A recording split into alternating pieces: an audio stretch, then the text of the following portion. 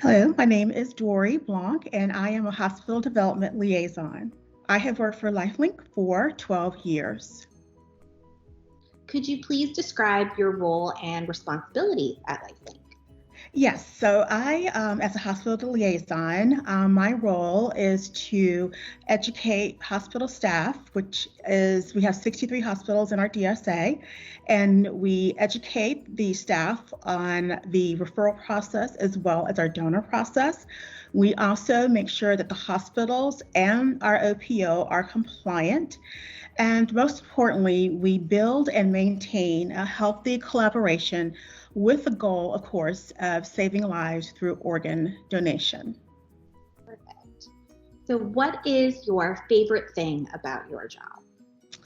My favorite thing is getting the staff to engage in the referral process and to make them feel really good. I call it emotional paycheck.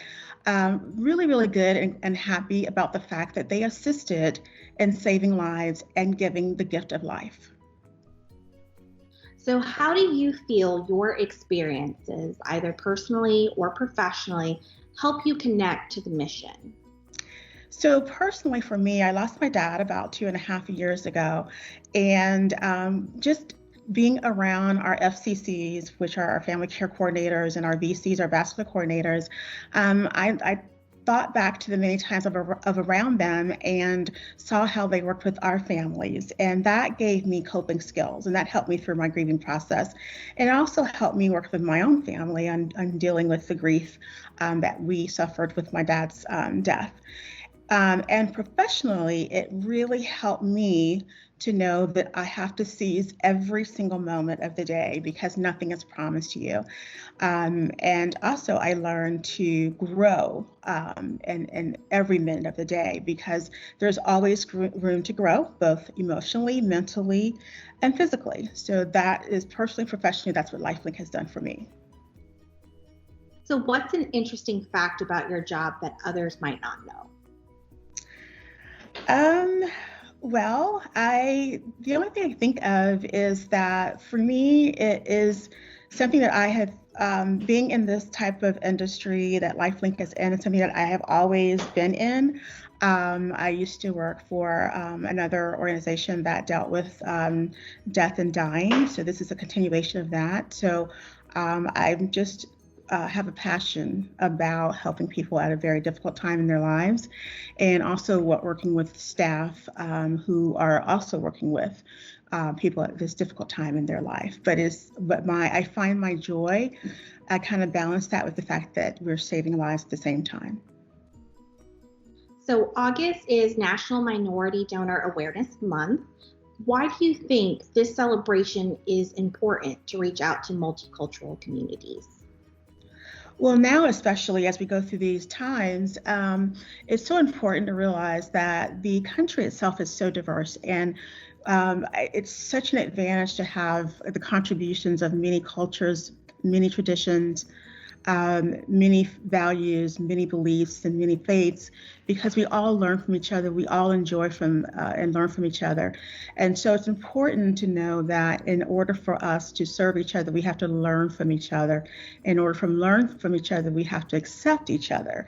And the only way we can do that is to be open and willing to get to know each other, work with each other, talk to each other, have those conversations, and have an open mind about those conversations, because sometimes you can agree to disagree, or you can want to do something, or you might not want to do something, but the point of that conversation is not to get you to accept that person, but to respect that person. So I think it's very important for us to have multicultural presence, because again, we learn so much from each other. Our foods are so diverse and they're all good. And that's just an example of the way we can accept each other through food. Everybody likes to eat, but we just learn so much from each other. And so I think it's very important for anyone to have an emphasis on multiculturalism. And I think if we step back and look at it, we all will realize how much we rely on each other's culture. Fantastic. Was there anything else you wanted to touch on or share? Just how it's so important. Again, I want to really talk really touch on what I said earlier about seizing the moment. Please make sure you take advantage of every minute of the day. Nothing is promised, and there are many times that we see in the hospitals where you'll have a grieving husband say, "I just talked to her this morning, and she said her head was hurting, and I told her to take 2 Tylenols and go lay down." And 4 hours later, she's in the hospital.